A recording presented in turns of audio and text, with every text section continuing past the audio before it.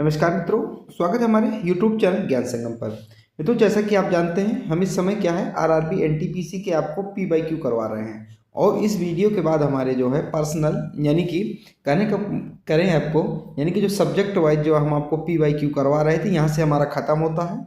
इसमें आपको 70 प्रश्न करवाएंगे और ये सेकेंड पार्ट है। इसके पहले मैंने आपको 100 प्रश्न इसके पार्ट का करवा दिया है। ठीक है, तो इसके पहले मैंने आपको जियोग्राफी का, और दोनों जियोग्राफी चाहे इंडियन जियोग्राफी हो या फिर वर्ल्ड जियोग्राफी हो, इकोनॉमिक्स, पॉलिटी और हिस्ट्री, और हिस्ट्री में तीनों प्राचीन, मध्यकालीन और तथा आधुनिक, नेहरू काल, मैंने पूरा सब कुछ इसमें आपको करवा दी है। आपको सिंपली क्या करना है, प्लेलिस्ट में जाना है। प्लेलिस्ट में आपको हर एक प्लेलिस्ट आपको देखने को मिल जाएंगी। ठीक है, और साथ ही मैं आपको बताता चलूँ, साइंस का भी मैंने आपको बहुत ही अच्छी तरीके से करवा दिया है। साइंस का मैंने जो पिछले 27 वर्ष के जो साइंस के क्वेश्चन पूछे गए थे वो भी मैंने करवा दिया। प्लेलिस्ट आपको वहाँ पर मिल जाएगा, आप उससे जाके पढ़ सकते हैं। और इसके बाद एनटीपीसी का जो है आरआरबी एनटीपीसी का, इसके बाद चैप्टर जो PYQ है ये प्रैक्टिस सेट खत्म हो जाएंगे। इसके बाद जो आपको जिस तरीके को एग्जाम हुआ है उस तरीके के PYQ यानी कि जीके जीएस के प्रश्न आएंगे आपके 40 क्वेश्चन रोज मैं आपको प्रैक्टिस सेट के तौर पर लाऊंगा। इसके बाद इसके ख़त्म होने के बाद मैं आरपीएफ कांस्टेबल वालों के लिए स्टार्ट कर रहा हूँ, तो जुड़ जाएगा हमारे साथ। चलिए शुरू करते हैं आज के हमारे पहले प्रश्न से। तो आज का हमारा पहला प्रश्न है 101वां प्रश्न, क्योंकि 100 प्रश्न मैंने पहले करवा चुका हूँ इसी फर्स्ट पार्ट में। तो अगर आप नहीं देखा तो उसको देख लीजिए। इसके बाद आइए देखिए, मैं सारी जो प्रश्न है बहुत ही डिटेल से पढ़ाऊँगा। डिटेल से इसलिए क्योंकि आजकल जो एग्जामिनर है वही PYQ नहीं रखेगा, वो जो पिछले साल के क्वेश्चन है वह हूबहू वही नहीं रखेगा, लेकिन उनसे कुछ अलग रखेगा। जैसे यहाँ पे पूछ रहा है ब्रह्म समाज की स्थापना, तो उससे सन भी पूछेगा, किसने किया था, हो सकता है सन पूछ ले, और स्थान इस समय बहुत पूछा रहा है कि कहाँ हुआ था, ऐसे भी पूछा जा सकता है। तो ठीक है, तो विस्तार से पढ़ेंगे ताकि आपको आने वाले पेपर में किसी प्रकार की कोई कठिनाई का सामना ना करना पड़े और आप अपने लक्ष्य को आसानी से प्राप्त कर सकें। तो चलिए शुरू करते हैं। तो हमारा अगला प्रश्न है ब्रह्म समाज की स्थापना किसके सबसे बड़ी उपलब्धि थी, यानी कि किसकी सबसे बड़ी उपलब्धि थी ब्रह्म समाज की स्थापना, यानी कि किसने ब्रह्म समाज की स्थापना किया था। तो इसका हमारा सही उत्तर होगा, ब्रह्म समाज की जो स्थापना है वो राजा राम मोहन राय के द्वारा की गई थी। किसके द्वारा? राजा राम मोहन राय के द्वारा ब्रह्म समाज की स्थापना की गई थी। 3 हमारे यहाँ से एकदम सही उत्तर होगा। देखिए, ब्रह्म समाज की स्थापना से जुड़े कुछ खास बातें, ये जो खास बातें हैं आप लोगों को जरूर पढ़ना चाहिए, इनको स्किप मत कीजिएगा क्योंकि यहाँ से आपकी जो GS है बहुत स्ट्रांग होगी। ठीक है, तो ब्रह्म समाज की स्थापना 1828 में हुई थी। कब? अब देखिए, किसने किया था? राजा राम मोहन राय ने किया था। कब किया था? 1828 में हुई थी। ये एक सामाजिक धार्मिक आंदोलन था। ठीक है, इसका मकसद हिंदू धर्म को शुद्ध रखना तथा तर्कवाद को बढ़ावा देना था। ब्रह्म समाज की स्थापना का मतलब था, ब्रह्म समाज जो था, ठीक है, जो हिंदू सोया हुआ है उसको जगाना था। ठीक है, और ब्रह्म समाज को भारतीय नव जागरण का जनक भी कहा जाता है। ठीक है, यहाँ से आपको कौन कौन सी चीज़ें निकल कर आए, यहाँ से आपको सबसे पहले मैंने बताया ब्रह्म समाज की स्थापना राजा राम मोहन राय ने किया था। ठीक है, कब किया था? 1828 में किया था। कब? 1828 में किया था। ठीक है, और इसको जो भारतीय नव जागरण का जनक भी कहा जाता है। इतना आपको विशेष रूप से याद रखना है। अगला है स्वामी दयानंद सरस्वती ने की स्थापना की। यह एक ऐसा संगठन था जिसने हिंदू धर्म में बहुत सुधार किया। तो स्वामी जो दयानंद सरस्वती ने किस धर्म की स्थापना किया था? तो इनके द्वारा जो है किस धर्म की स्थापना की गई थी? आर्य समाज की स्थापना की गई थी।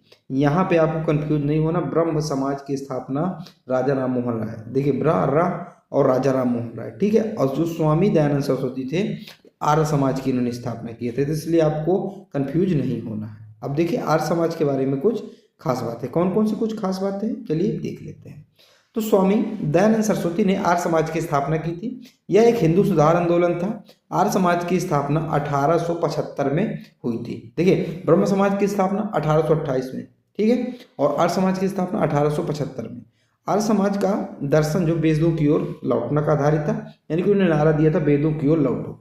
ये भी आपके लिए बहुत इंपॉर्टेंट है। ठीक है, अगला है उस बंगाली सुधारक एवं पुस्तक का नाम लिखिए जिन्होंने विधवा पुनर्विवाह को समर्थन किया।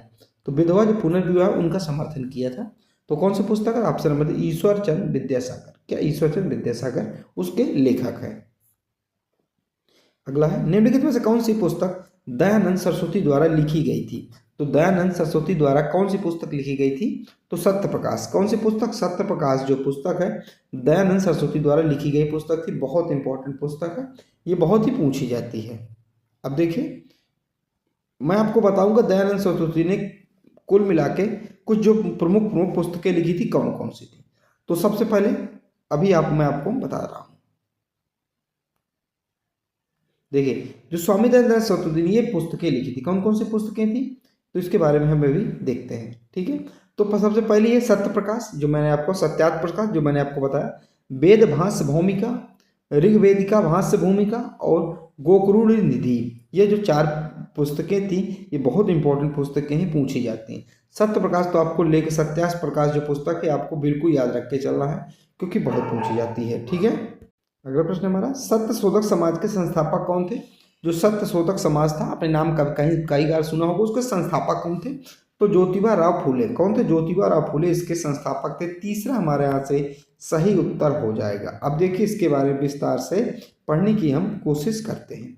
जो सत्य शोधक समाज था इसकी स्थापना कब? 24 सितंबर 1873 को ज्योतिबा राव फूले ने की थी। यह समाज महाराष्ट्र के पुणे में बना था। तो पूछा जाता कहाँ बना था? तो महाराष्ट्र के पुणे बना था। कब स्थापना हुई थी? 1873 को इसकी स्थापना हुई थी। ठीक है, सत्य शोधक समाज एक सामाजिक सुधार समाज था। इसका मकसद समाज के कमजोर वर्गों को शोषण और उत्पीड़न से आजाद करवाना था। ठीक है, अगला है, शुद्धि आंदोलन के संस्थापक कौन थे? तो शुद्धि आंदोलन था, इसके संस्थापक कौन थे? तो इसका सही उत्तर क्या हो जाएगा? 106 का स्वामी दयानंद सरस्वती। कौन थे शुद्धि आंदोलन के? तो स्वामी दयानंद सरस्वती थे जो थे ये शुद्धि आंदोलन के क्या थे? संस्थापक थे। अगला है, 1867 में बम्बई में किस संगठन की स्थापना की गई थी? तो बम्बई में किस संगठन की स्थापना की गई थी? तो प्रार्थना समाज की स्थापना की गई थी। कब प्रार्थना समाज की स्थापना की गई थी? तो दूसरा हमारे यहाँ से एकदम सही उत्तर हो जाएगा। अगला है, अब देखिए प्रार्थना समाज के बारे में कुछ महत्वपूर्ण बातें, कौन कौन सी कुछ महत्वपूर्ण बातें हैं जिनके बारे में हम पढ़ेंगे। तो प्रार्थना समाज की स्थापना 31 मार्च 1867 को हुई थी। तो डेट आपसे पूछा, 31 मार्च 1867 को हुई थी। कब हुई थी? साल 1867 में बम्बई में प्रार्थना समाज की स्थापना हुई थी। तो 31 मार्च 1867 को बम्बई में प्रार्थना समाज की स्थापना हुई थी। ये आपको याद रखना है। जो 2 पॉइंट है ये आपको विशेष रूप से दोनों को याद रखना है। ठीक है, इसकी स्थापना किसने की थी? तो इसकी स्थापना जो है डॉक्टर आत्माराम पांडुरंग ने किया था। ठीक है, तो किसने किया था? डॉक्टर आत्माराम पांडुरंग ने किया था। ये 3 पॉइंट आपको याद रखना है। इस आंदोलन को प्रार्थना सोसाइटी के नाम से भी जाना जाता है। तो प्रार्थना सोसाइटी किस आंदोलन का उपनाम है? तो प्रार्थना समाज का उपनाम है। ठीक है, इस आंदोलन को प्रार्थना सोसाइटी के नाम से, ये तो डबल होगा। तो ये आपको 4 पॉइंट विशेष रूप के याद रखना। अगला है, भारतीय पुनर्जागरण के जनक के रूप में कौन जाने जाते हैं? और बंगाल पुनर्जागरण आंदोलन की महत्वपूर्ण भूमिका निभाई थी। तो कौन है? तो इसका हमारा एकदम सही उत्तर हो गया ऑप्शन नंबर तीसरा, राजा राम मोहन राय। तो तीसरा इसका एकदम सही उत्तर होगा।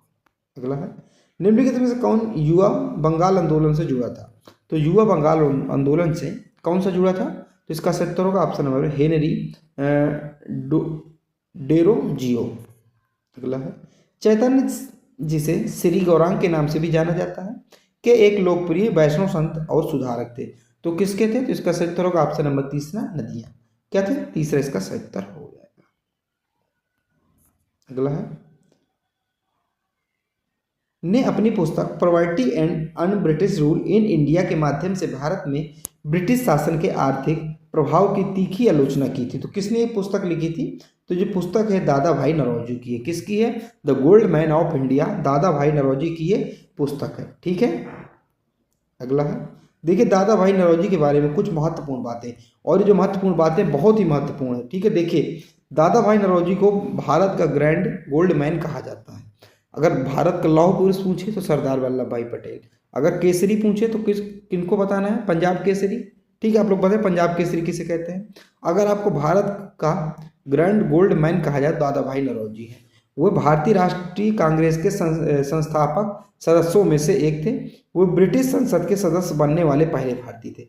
ये जो पॉइंट है आप एकदम लिस्ट को लिख के रख लीजिए, क्योंकि मैंने देखा कि बड़े बड़े PYQ में पॉइंट रहता है कि ब्रिटिश संसद के सदस्य बनने वाले पहले भारतीय कौन थे? तो दादा भाई नौरोजी ही थे। उन्होंने लंदन इंडियन सोसाइटी और इंडिया ईस्ट एसोसिएशन की स्थापना की थी। वे ड्रोन थ्योरी के समर्थक थे। तो ये ड्रोन थ्योरी के समर्थक भी दादा भाई नौरोजी थे। वो एक भारतीय राष्ट्रवाद के जनक माने जाते हैं। अगला है, परिणाम स्वरूप जलियांवाला बाग हत्याकांड खिलाफ विरोध के परिणाम स्वरूप हुआ था। तो किसके खिलाफ हुआ था? तो जो रॉलेट अधिनियम था इसके खिलाफ हुआ था। रॉलेट अधिनियम क्या था? काला कानून था। अंग्रेज लाए थे भारतीयों के लिए कि जिसको भी शक के आधार पर पकड़ा जा सकता था और अंदर जेल में डाल के उसको यातनाएं दी जा सकती थी। अगला है, भारतीय राष्ट्रीय कांग्रेस की स्थापना किस वर्ष हुई थी? जो भारतीय राष्ट्रीय कांग्रेस की स्थापना ही 1885 में हुई थी। कब हुई थी? 1885 में भारतीय राष्ट्रीय कांग्रेस की स्थापना हुई थी। किसके द्वारा की गई थी? तो ए ओ ह्यूम। किसके द्वारा? ए ह्यूम के द्वारा भारतीय राष्ट्रीय कांग्रेस की जो स्थापना की गई थी। देखिए, भारतीय राष्ट्रीय कांग्रेस की स्थापना क्यों की गई थी? मान लीजिए अंग्रेज है और ये क्या है? ये पब्लिक है। ठीक है, ए फॉर अंग्रेज। ठीक है, ये क्या है? ये अंग्रेज है और ये क्या है? ये पब्लिक है। तो अंग्रेजों ने क्या किया बीच में, क्योंकि देखिए जो बात अंग्रेज करते थे पब्लिक को, तो पब्लिक को अच्छी बातें नहीं लगती थी। उनको लगता था कि अंग्रेज हमें क्या कर रहे हैं? हमसे झूठा कर रहे हैं, हमसे हमारे साथ खिलवाड़ कर रहे हैं। तो फिर अंग्रेजों ने एक पार्टी बनाई। उस पार्टी का नाम रखा कांग्रेस। क्या रखा? कांग्रेस। उनका मानना यह था कि हम जो डायरेक्ट बात बताते हैं जनता को, तो जनता हमारी बात नहीं मानती। तो उन्होंने एक पार्टी बनाई, उस पार्टी का नाम रखा कांग्रेस। उनको ये आश्वासन दिलाया ये तुम्हारे बीच की पार्टी है, जो हम कहेंगे तो कांग्रेस आगे उसको, यानी कि दलाल थी कुल मिला के। अगला है, देखिए 28 दिसंबर 1885 को भारतीय राष्ट्रीय कांग्रेस की स्थापना गोपाल दास तेजपाल संस्कृत कॉलेज में बम्बई में हुई थी, जिसमें 72 प्रतिनिधि शामिल हुए थे। आपको प्रतिनिधियों की संख्या बहुत विशेषकर आपको याद रखना है। कितने प्रतिनिधि? 72 प्रतिनिधि शामिल हुए थे। कहाँ हुई थी? 1885 में। तो गोपाल दास तेजपाल संस्कृत कॉलेज बम्बई में हुई थी। और ठीक है, और ए हूँ महासचिव के रूप में चुने गए थे। और पहले अध्यक्ष कौन थे? तो वीसी बनर्जी, जिसे बिमोश चंद्र बनर्जी के रूप में जाना जाता है। पूछा जाता है कांग्रेस के पहले अध्यक्ष, तो वीसी बनर्जी जो है कांग्रेस के पहले अध्यक्ष थे। अगला है, 6 अप्रैल 1919 को के अहिंसक विरोध के रूप में मनाया जाता है। तो किसके अहिंसक विरोध के रूप में मनाया जाता है? तो इसका सही उत्तर होगा ऑप्शन नंबर दूसरा, रॉलेट एक्ट के विरोध में मनाया जाता है। अगला है, रॉलेट एक्ट के बारे में कुछ महत्वपूर्ण बातें। कौन कौन सी जरूरी बातें हैं? देखिए, 6 अप्रैल 1919 को रॉलेट एक्ट के खिलाफ अहिंसक विरोधी में के दिन में रूप में मनाया जाता है। यह ब्रिटिश सरकार ने साल 1919 में पारित किया था। इस एक्ट को भारतीयों ने काला कानून कहा था। इस एक्ट ने पुलिस को बहुत ज़्यादा ताकत दी गई थी। इस एक्ट ने खुशी कि लोगों की बुनियादी आज़ादी और मौलिक अधिकारों का उल्लंघन किया था। अगला, ब्रिटिश संसद का सदस्य बनने के वाले पहले भारतीय का नाम बताएं। तो पहले भारतीय क्या नाम है? तो इसका हमारा सही उत्तर होगा ऑप्शन नंबर 2, दादा भाई नौरोजी। ये मैंने आपसे बताया ना कि बहुत प्रश्न पूछा जाता, वही देखिए प्रश्न आ गया। अगला है, 1915 में दक्षिण अफ्रीका से भारत आने के बाद महात्मा गांधी ने किसकी सलाह के तहत भारत भूमि और इसके लोगों को जानने के लिए 1 वर्ष के लिए पूरे भारत की यात्रा करने का फैसला किया था? तो किनके? तो गोपाल कृष्ण गोखले। अब ये गोपाल कृष्ण गोखले कौन थे? गांधी जी के, जो महात्मा गांधी के जो राजनीतिक गुरु हैं, ये हैं गोपाल कृष्ण गोखले। अगला है, निम्नलिखित में से कौन भारत के स्वतंत्रता आंदोलन के लाल बाल पाल में से एक था? तो लाल बाल पाल किस में से एक था? तो इसका सही उत्तर ऑप्शन नंबर लाला लाजपत राय, माफ कीजिएगा, लाला लाजपत राय। अगला है, निम्नलिखित में से किस स्वतंत्रता सेनानी पर जनरल डायर की हत्या का आरोप लगाया गया था? तो किस पर? ऊधम सिंह। कौन? ऊधम सिंह थे। जब उन्होंने देखा कि जनरल डायर ने जलियांवाला बाग में निसहाय लोगों के ऊपर अंधाधुंध फायरिंग करवाई, तो उस समय ऊधम सिंह क्या थे? छोटे थे।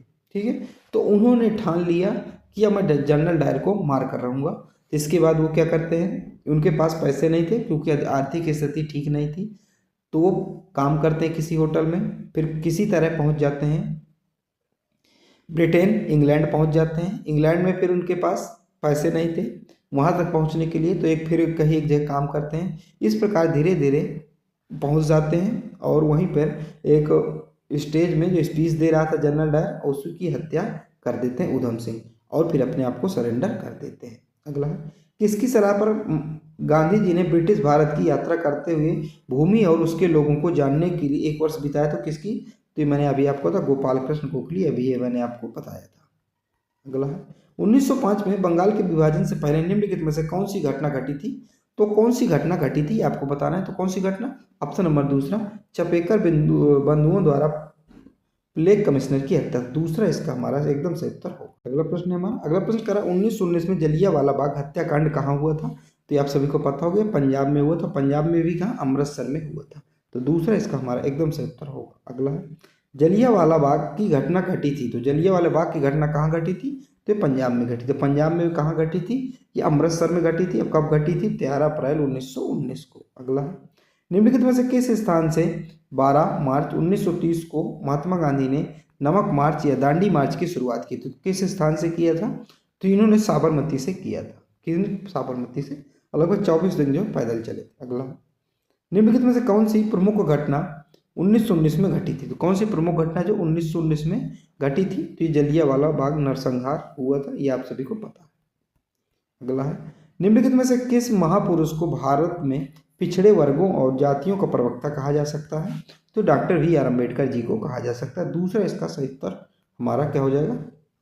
अगला है, रॉलेट सत्याग्रह कब और किसके द्वारा शुरू किया गया? तो जो रॉलेट सत्याग्रह है ये महात्मा गांधी के द्वारा शुरू किया गया था। ठीक है, और कब शुरू किया गया था? तो ये 1919 में शुरू किया गया था। तीसरा हमारा एकदम सही उत्तर होगा। अगला है, भारतीय राष्ट्रीय कांग्रेस का लाहौर अधिवेशन 1919 क्यों महत्वपूर्ण था? तो ये जो लाहौर अधिवेशन था ये किस लिए महत्वपूर्ण था? ये इसलिए महत्वपूर्ण था क्योंकि इसमें पूर्ण स्वराज की मांग का प्रस्ताव पारित किया गया था।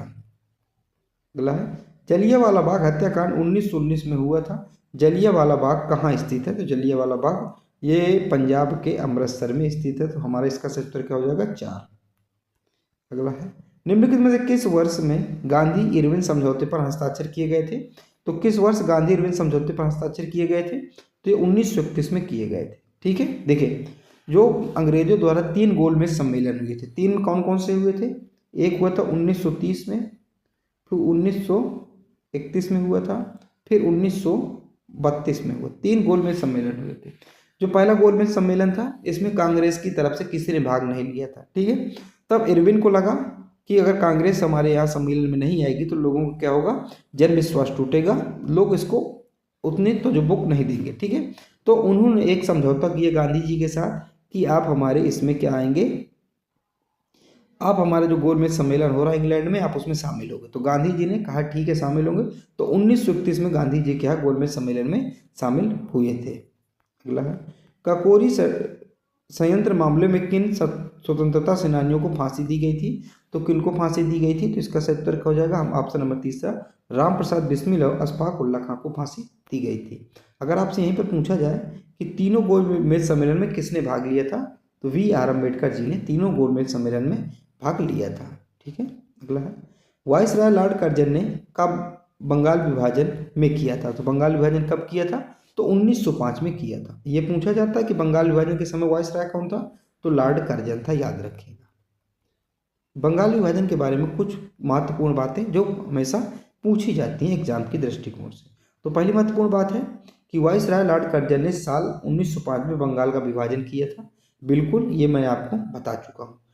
19 जुलाई 1905 को बंगाल विभाजन की घोषणा की गई थी और 16 अक्टूबर 1905 को लागू किया गया था। यहाँ से ये प्रश्न पूछने बनता है, देखिए हमें पता रहता 1905 की बंगाल विभाजन हुआ था, लेकिन हम यहाँ पर ये कंफ्यूज हो जाते हैं कि पहले इसकी घोषणा की गई थी। तो 19 जुलाई 1905 को, कब? 19 जुलाई 1905 को बंगाल विभाजन की घोषणा की गई थी और ये घोषणा लागू कब हुई थी? 16 अक्टूबर 1905 को ये घोषणा लागू की गई थी।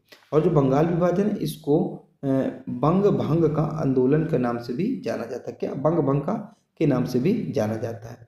फिर बंगाल विभाजन को रद्द किसके द्वारा किया गया था? तो जो लॉर्ड हार्डिंग थे 1911 में इसको लगभग 6 साल बाद क्या है? रद्द कर दिया गया था। इतना आपको विशेष रूप से याद रखना। अगला है, गांधी इरविन समझौते पर किस वर्ष हस्ताक्षर किए गए थे? तो गांधी इरविन समझौते पर 1931 में हस्ताक्षर किए गए थे। ये मैंने अभी आपको बता दिया।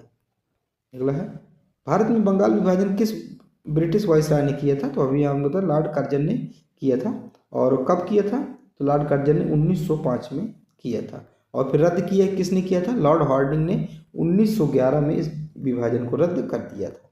अगला, निम्नलिखित में से कौन तीसरे आंग्ल मैसूर युद्ध और भारत में सिविल सेवाओं की शुरुआत से जुड़ा है? तो कौन से जुड़ा है, जिसका सही उत्तर होगा ऑप्शन नंबर चौथा हमारा लॉर्ड वेलेस्की।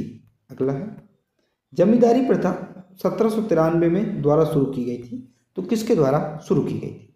तो जमींदारी प्रथा जो 1793 में किसके द्वारा शुरू की गई थी, तो इसका सही उत्तर होगा ऑप्शन नंबर तीसरा कॉर्नवालिस के समय ये शुरू की गई थी। अगला है जमींदारी प्रथा से कुछ जुड़ी महत्वपूर्ण बातें। अभी जमींदारी प्रथा क्यों थी, ये किसानों के लिए क्या था, अभिशाप था। ठीक है, क्यों था, देखिए जमींदारी प्रथा की शुरुआत 1793 में ब्रिटिश गवर्नर लॉर्ड कॉर्नवालिस ने किया था। किसने, लॉर्ड कॉर्नवालिस ने किया था 1793 में। ठीक है, यह व्यवस्था स्थायी बंदोबस्त अधिनियम के तहत लागू की गई थी। इसे स्थायी बंदोबस्त प्रणाली भी कहा जाता था। इतना आपके लिए इंपॉर्टेंट नहीं है जितना कि आपके लिए फर्स्ट वाला पॉइंट इंपॉर्टेंट है। ठीक है, इस प्रथा के तहत जमींदारों को जमीन का स्वामित्व दिया गया था। तो देख जो किसान थे उनको उनसे जमीन लेकर क्या जमींदारों को उनका पूरा स्वामित्व सौंप दिया गया था। और जो जमींदार थे किसान के बदले क्या दिया करते थे, टैक्स दिया करते थे, किसको, सरकार को। ठीक है, सरकार उस समय को अंग्रेजों को दिया करते थे। अगर सूर्य अस्त यानी कि सूरज डूबने से पहले अगर टैक्स नहीं दे पाते थे जमींदार किसानों को, तो उनकी जमीन को क्या कर दिया जाता था, नीलाम कर दिया जाता था, और जो रकम होती थी वही अपना वो टैक्स मान के ले लिया करते थे। अगला है निम्नलिखित में से किसने 1774 ईस्वी में भारत का पहला डाकघर स्थापित किया। तो 1774 में भारत का पहला डाकघर आया था, लेकिन किसने किया था, तो वारेन हेस्टिंग ने किया था, याद रखिएगा।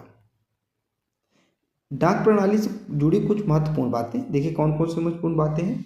तो वारेन हेस्टिंग ने साल 1774 में भारत का पहला डाकघर स्थापित किया था। तो ये आपको दो चीज़ यहाँ से याद रखना है। पहली चीज़ ये है कि कब किया था और किसने किया था। तो कब किया था पूछे तो 1774 में। किसने किया था, वारेन हेस्टिंग ने किया था। यह डाकघर कोलकाता में बना था। कहाँ बनाया गया था, कोलकाता में बना था। वारेन हेस्टिंग 1773 से 1784 तक क्या थे, भारत के जो क्या थे गवर्नर जनरल थे। ये भी आपको अगर याद हो जाए तो याद कर लीजिएगा। भारत में डाक प्रणाली की शुरुआत 1766 में हुई थी। रॉबर्ट क्लाइव ने 1766 में नियमित डाक प्रणाली की स्थापना की थी।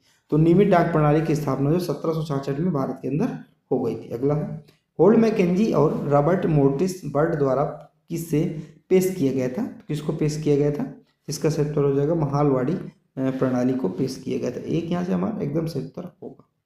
अगला है निम्नलिखित में से किसने अवध को एक अशांत क्षेत्र घोषित करने की महत्वपूर्ण भूमिका निभाई ताकि इसे ब्रिटिश नियंत्रण के अधीन लाया जा सकते। तो किसने, तो ये किया था डलहौजी ने। किसने, लॉर्ड डलहौजी। ठीक है, देखिए लॉर्ड डलहौजी ने देखा जो अवध वाला क्षेत्र है यहाँ की मिट्टी बहुत उपजाऊ है, तो इसलिए तो उस समय का जो शासक था, ठीक है, नवाज अली शाह, उसको हटाने के लिए उस पर कुशासन का आरोप लगा दिया। किसने, लॉर्ड डलहौजी ने उस पर कुशासन का आरोप लगा दिया और अवध को अपने यहाँ अपने पास मिला लिया, ब्रिटिश में मिला लिया। अगला लॉर्ड रिपिन द्वारा हंटर योग की नियुक्ति किस वर्ष की गई थी। तो लॉर्ड रिपिन था, इस हंटर योग की नियुक्ति कब की गई थी, 1882 में की गई थी। कब, 1882 में की गई थी। हंटर योग के बारे में कुछ महत्वपूर्ण बातें।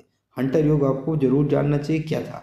तो लॉर्ड रिपिन ने 3 फरवरी 1882 को भारत का पहला शिक्षा आयोग नियुक्त किया था, और शिक्षा नियुक्त को ही जो वो हंटर योग के नाम से जाना जाता था। इस यही आयोग जो था शिक्षा योग आया था 3 फरवरी 1882 को लॉर्ड रिपिन के समय, इसी को हंटर योग के नाम से जाना जाता है। और इस आयोग के अध्यक्ष कौन थे, सर विलियम हंटर थे। तो इसी विलियम हंटर के नाम पर हंटर योग का नाम पड़ा था।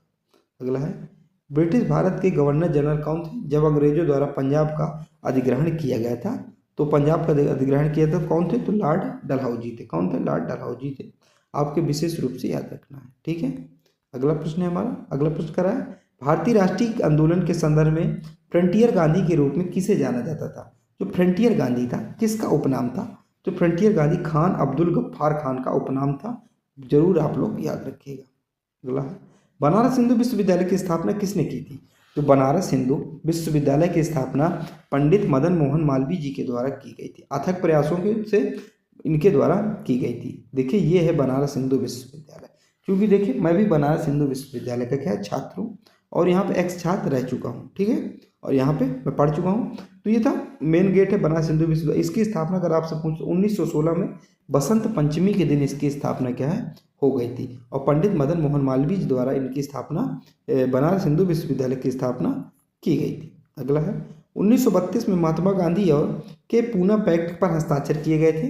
तो महात्मा गांधी और किसके बीच पूना पैक्ट पर हस्ताक्षर किए गए थे? तो वी आर अम्बेडकर। तो पूना पैक्ट किसके किसके बीच हुआ था? तो एक तो महात्मा गांधी के द्वारा, महात्मा गांधी और वी आर अम्बेडकर के बीच हुआ था। ठीक है, तो तीसरा यहाँ से हमारा एकदम सही उत्तर हो। अगला है, गांधी जी ने वर्ष में अहमदाबाद में कपास मिल श्रमिकों के बीच एक सत्याग्रह का आयोजन किया था। तो इसका सही उत्तर क्या हो जाएगा? 1918। क्या 1918? दूसरा हमारा एकदम यहाँ सही उत्तर होगा। अगला है, 1932 में हस्ताक्षरित पूना समझौता महात्मा गांधी और के बीच हुआ समझौता था, जिसके बाद महात्मा गांधी ने अपना अनशन समाप्त किया। तो किसके किसके बीच पूना समझौता हुआ था? तो महात्मा गांधी और बी आर अम्बेडकर जी के बीच भी हुआ था, याद रखिएगा। 4 हमारा इसका सही उत्तर होगा। अगला है, भारत ने साइमन कमीशन के आगमन से पहले निम्नलिखित में से कौन सी घटना घटित हुई थी? तो साइमन कमीशन के पहले, साइमन कमीशन भारत कब आया था? 1928 में। बनकर कब तैयार हुआ था? 1927 में। भारत कब आया था? 1928 में साइमन कमीशन आया था। ठीक है, और इसके पहले कौन सी घटना घटी थी ये पूछा रहा है। तो इसके पहले जो घटना घटी थी, ककोरी ट्रेन डकैती घटी थी। देखिए, ककोरी ट्रेन डकैती जो है 1925 में, कब? 1925 में घटी थी, और इसके बाद 1928 में साइमन कमीशन आया था। तो इसके पहले ककोरी ट्रेन डकैती घटी थी। अगला है, निम्नलिखित घटनाओं को सही क्रम में व्यवस्थित कीजिए। तो सही क्रम में इसको क्या है? व्यवस्थित करना है। तो सबसे पहले क्या हुआ था? तो सबसे पहले हुआ था इंडिगो प्लांटेशन के खिलाफ चंपारण सत्याग्रह। तो यहाँ से पहला सबसे पहले हो जाएगा, तो यहाँ से हो जाएगा ऑप्शन नंबर 1, पहला हुआ था। इसके बाद फिर तीसरा हुआ था, इसके बाद दूसरा हुआ था, इसके बाद साइमन कमीशन का आगमन 1928 में, तो फिर चौथा आया था। ठीक है, यहाँ से 1 हमारा सही उत्तर होगा। अगला है, निम्नलिखित में से कौन सी खेड़ा के खिलाफ आंदोलन की प्रमुख मांग थी? तो कौन सी थी? तो इसका सही उत्तर क्या हो जाएगा हमारा? इसका हमारा सही उत्तर होगा ऑप्शन नंबर तीसरा, राजस्व वसूली शिथिल की जाए। क्या? राजस्व वसूली वो क्या है? कम की जाए, इसके खिलाफ जो खेड़ा सत्याग्रह हुआ था। अगला है, भारत में रेडियो प्रसारण 1923 में द्वारा शुरू किया गया था। किसके द्वारा शुरू किया गया था? तो बॉम्बे रेडियो क्लब के द्वारा शुरू किया गया था। अगला है, असहयोग आंदोलन के संकल्प की पुष्टि दिसंबर 1920 में भारतीय राष्ट्रीय कांग्रेस के वार्षिक सत्र में की गई थी। तो कहाँ की गई थी? तो ये नागपुर में की गई थी। कहाँ? नागपुर में की गई थी। ठीक है, अगला है, प्लासी का युद्ध कब हुआ था? अब देखिए, प्लासी के युद्ध के बारे में बहुत ही खास बात आपको याद होनी चाहिए। प्लासी के युद्ध जो है 1757 में हुआ था। कब? 1757। अब आप इसको याद कैसे रहेंगे? जो युद्ध है बहुत बोलते हैं। आपको 1857 की क्रांति याद है? 1857 की, बस 100 साल आप घटा दीजिए, प्लासी के युद्ध पहुंच जाएंगे। 1857 में 100 साल घटा देंगे, आप प्लासी के युद्ध में पहुंच जाएंगे। इसमें हुआ क्या था? देखिए मैं बताता हूँ। जो प्लासी का युद्ध है 30 जून 1857 को, सॉरी 1757 को हुआ था। ठीक है, यह युद्ध बंगाल का गवर्नर जो उस समय नवाब था सिराजुद्दीन दौला और ब्रिटिश ईस्ट इंडिया कंपनी थी उसके बीच हुआ था। लेकिन यहाँ पर अंग्रेज हार जाता। किससे? ये सिराजुद्दीन दौला से। जो बंगाल का नवाब था वो हार जाते अंग्रेज। लेकिन क्या हुआ था? जो सिराजुद्दीन दौला का एक सेनापति था जिसे मीर जाफर कहा जाता था, मीर जाफर ने क्या की थी? गद्दारी कर दी थी अपने राजा के साथ। और ये मिल किसके साथ गया था? ईस्ट इंडिया कंपनी के साथ मिल गया था। दल बदल के कारण ये जो प्लासी का युद्ध है ये अंग्रेज जीत गए थे। अगला है, 1833 के चार्टर एक्ट ने भारत के गवर्नर जनरल को भारत का गवर्नर जनरल बना दिया। उसमें सभी नागरिक और सैन्य शक्तियों को निहित कर दिया। तो इसका हमारा एकदम सही उत्तर क्या होगा? एकदम अगर सही उत्तर की बात करें तो दूसरा है बंगाल, इसके बंगाल के गवर्नर। अगला है, बक्सर के युद्ध कब लड़ा गया था? तो मैंने प्लासी का युद्ध बताया 1757। अब यहीं पर अगर बक्सर का युद्ध पूछा जाए तो 1764। कब? 1764 में जो क्या था? बक्सर का युद्ध लड़ा गया था। यानी 1757 + 7 सालों बाद क्या है? फिर बक्सर का युद्ध लड़ा गया था। और बक्सर कहाँ है? बक्सर बिहार में जगह है, मैं अभी आपको बताता हूँ। देखिए, बक्सर के युद्ध 22 और 23 अक्टूबर 1764 को लड़ा गया था। कब? 1764 को लड़ा गया था। ब्रिटिश ईस्ट इंडिया कंपनी की सेना और भारतीय शासकों की संयुक्त सेना के बीच हुआ था। ठीक है, तो भारतीय सेना शासक कई से शासक मिले थे और वहाँ से ईस्ट इंडिया कंपनी, दोनों के बीच हुआ था। और इसमें क्या थी? ईस्ट इंडिया कंपनी की विजय जीता था। यह युद्ध बिहार के बक्सर में लड़ा गया था। इस युद्ध के बाद इलाहाबाद की संधि पर हस्ताक्षर हुए थे। आपको ये पॉइंट को एकदम याद रखना है, ये बहुत पूछा जाता है कि किस युद्ध के बाद इलाहाबाद संधि पर साइन हुए थे? तो बक्सर के युद्ध के बाद हुए थे। बक्सर के युद्ध कब हुआ था? 22 और 23 अक्टूबर को 1764 को बक्सर का युद्ध हुआ था। अगला है, भू राजस्व की प्रणाली के तहत स्वामित्व अधिकार किसानों को सौंप दिए गए और ब्रिटिश सरकार उनसे सीधे कर वसूलती थी। तो इसका हमारा सही उत्तर क्या हो जाएगा? इस प्रक्रिया को कुल मिला के किस नाम से? तो रैयतवाड़ी कहा गया था। क्या? रैयतवाड़ी कहा जाता था। अगला है, ने 1864 और 1939 के बीच ब्रिटिश भारत की ग्रीष्मकालीन राजधानी के रूप में कार्य किया। तो किसके रूप में कार्य किया है? तो इसका सही उत्तर 155 का सही उत्तर क्या होगा? दूसरा, शिमला। क्या? शिमला। अगला है, निम्नलिखित में से किस वर्ष में पुर्तगालियों ने गोवा पर विजय प्राप्त की? तो पुर्तगालियों ने गोवा पर कब विजय प्राप्त की थी? तो 1510 में। कब? 1510 में प्राप्त की थी। इसके बाद हमने पुर्तगालियों को गोवा से खदेड़ दिया था ऑपरेशन विजय के तहत। अगला है, प्लासी नाम का एक छोटा सा गांव जिसे प्लासी के युद्ध के लिए जाना जाता था, जो ईस्ट इंडिया कंपनी और जो बंगाल का नवाब था सिराजुद्दीन दौला के बीच लड़ा गया था, किस नदी के तट पर था? ठीक है, नदी उस समय कौन सी थी? तो इस नदी की अगर बात करें 157 का सही उत्तर हुगली नदी। कौन सी? हुगली नदी। ठीक है। अगला है, वर्ष में ईस्ट इंडिया कंपनी ने इंग्लैंड के शासक महारानी एलिजाबेथ प्रथम से एक चार्टर प्राप्त किया जिसे उसे पूर्व के साथ व्यापार करने का अधिकार मिल गया। तो कौन सा था? इसका सही उत्तर होगा, इसका सही उत्तर क्या होगा? 158 का 1600। किस वर्ष में? 1600 वर्ष में। दूसरा इसका सही उत्तर हो जाएगा। अगला है, रैयतवाड़ी व्यवस्था किसने लागू की थी? जो रैयतवाड़ी व्यवस्था है किसके द्वारा लागू की गई थी? तो थॉमस मुनरो के द्वारा रैयतवाड़ी व्यवस्था लागू की गई थी, याद रखिएगा। अगला है, रैयतवाड़ी व्यवस्था को सबसे पहले मद्रास में लागू किया गया था। यहाँ से आपके लिए ये इंपॉर्टेंट है, कहाँ सबसे पहले लागू किया गया था? तो मद्रास में लागू किया गया था। इसके बाद बम्बई, असम, कुर्ग और प्रांत में भी लागू किया गया था।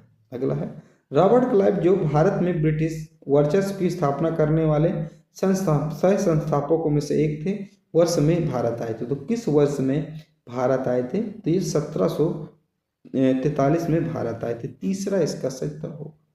अगला है, भारत में हरित क्रांति ने निम्नलिखित में से किसका उत्पादन बढ़ाया था? जो हरित क्रांति थी भारत में सर्वाधिक जो उत्पादन है गेहूं का बढ़ाया था। किसका? गेहूं का। और वो भी कहाँ? पंजाब हरियाणा साइड ज्यादा किया, इसका प्रभाव पड़ा था। अगला है, सुप्रीम कोर्ट 1774 में शीर्ष न्यायालय के रूप में फोर्ट विलियम में स्थापित किया गया था। तो कहाँ जो शीर्ष न्यायालय के रूप में कहाँ स्थापित किया गया था? कब? 1774 में। कहाँ? कि कोलकाता में स्थापित किए गए थे, याद रखिएगा। अगला है, 1919 में गांधी जी ने के विरोध में सत्याग्रह का आह्वान किया था। तो किसके विरोध में? तो रॉलेट एक्ट के विरोध में ये किया था। अगला है, प्लासी का युद्ध कब हुआ था? मैंने अभी आपको बोला है प्लासी का युद्ध कब हुआ था, आपको बताना होगा। प्लासी का युद्ध कब हुआ था? ये 1757 में हुआ था। कब? 1757 में प्लासी का युद्ध हुआ था। अगला है, फरवरी में महात्मा गांधी ने असहयोग आंदोलन को वापस लेने का फैसला लिया था। तो कब लिया था? कितने सन में लिया था? तो इसका सही उत्तर हो जाएगा ऑप्शन नंबर 30, 1922 में। कब? 1922 में महात्मा गांधी ने असहयोग आंदोलन वापस लेने का फैसला लिया था। क्यों? क्योंकि उस समय चौरा चौरी की घटना हो गई थी। अगला है, गोरखपुर में निम्नलिखित में से किसने हड़प नीति की शुरुआत की थी? तो लॉर्ड डलहौजी ने हड़प नीति की शुरुआत किया था। तो 4 इसका सही उत्तर हो। अगला है, उधम सिंह ने किसकी हत्या की थी? तो मैंने अभी आपको बताया था, जो जनरल डायर था। कौन? डायर। तो डायर यानी कि माइकल ओ डायर की हत्या की थी। अगला है, सितंबर 1948 को भारतीय सेना ने हस्तक्षेप करके किस रियासत पर कब्जा कर लिया था? तो किस रियासत पर कब्जा कर लिया था? तो ऑप्शन नंबर 3 हैदराबाद रियासत पर कब्जा कर लिया था। तीसरा हमारे एकदम से उत्तर होगा। अगला है, 1885 में आयोजित कांग्रेस के प्रथम अधिवेशन के अध्यक्ष कौन थे? तो कांग्रेस के प्रथम अधिवेशन के अध्यक्ष कौन थे? तो वीसी बनर्जी थे, व्योमेश चंद बनर्जी थे। मैंने वीडियो की शुरुआत में आपको बताया था कांग्रेस की जो स्थापना है कब हुई थी? 1885 में। किसके द्वारा की गई थी? एओ हुम के द्वारा की गई थी। पहले कितने प्रतिनिधि आए थे? तो 72 प्रतिनिधि शामिल हुए थे। और कहाँ की गई थी? तो मुंबई में की गई थी। ठीक है। और संस्कृत तेजपाल कॉलेज विश्वविद्यालय में हुई थी। वीसी बनर्जी को पहले अध्यक्ष के रूप में बनाया गया था। अगला है, पूना समझौता के परिणाम स्वरूप हरिजन सेवक संघ की स्थापना कब हुई थी? जो हरिजन सेवक संघ था 1932 में इसकी स्थापना हुई थी। ठीक है, याद रखिएगा। ये मैंने आपको प्रश्न करवा दिए। और ये प्रश्न क्या थे?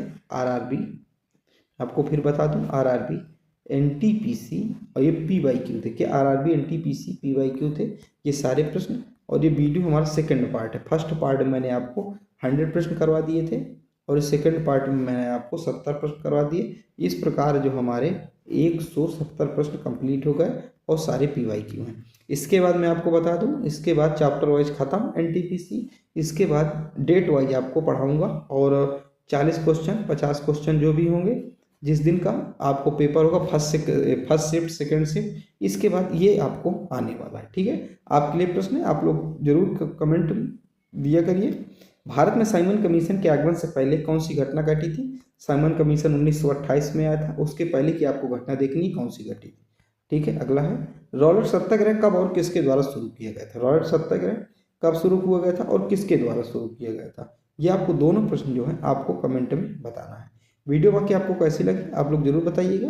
अगर कुछ मेरे में सुधार की जरूरत हो जरूर आप बताएंगे। ठीक है, अगर कमेंट में आप हिचकिचा रहे हैं तो व्हाट्सएप नंबर भी है, आप व्हाट्सएप नंबर में भी कोई किसी भी प्रकार की आप डिस्कशन कर सकते हैं। ठीक है, मिलते हैं अगली वीडियो पर, जब तक के लिए जय हिंद जय भारत।